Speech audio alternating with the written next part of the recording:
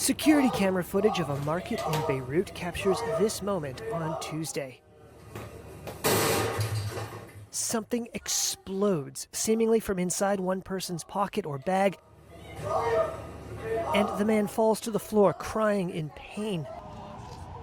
Lebanon's health minister said blasts like these killed at least 8 people and injured more than 2,800 across the country, many of them fighters and medics from the militant Islamist group Hezbollah. The pagers they used to communicate exploded. The pagers began to detonate around 3:45 p.m. local time, and explosions continued for an hour. It was not immediately clear how the devices were detonated.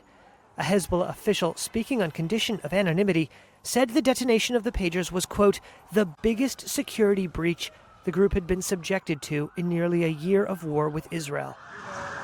The Israeli military declined to comment on Reuters' inquiries about the blasts.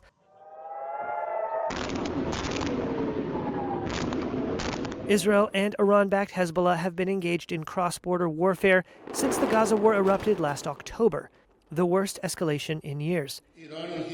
Iran's Mehr news agency said the Iranian ambassador to Lebanon, Mojtaba Amani, seen here in July, was injured by one of the pager explosions.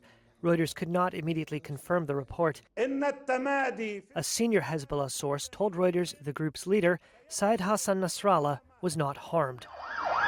At one hospital, a Reuters reporter saw motorcycles rushing to the emergency room where people with their hands bloodied were screaming in pain.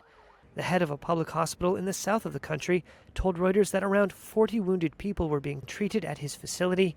The wounds included injuries to the face, eyes, and limbs. So, it's somewhat surprising that Hezbollah would rely on pagers, knowing that Israel has a history going back decades of being able to detonate electronic devices.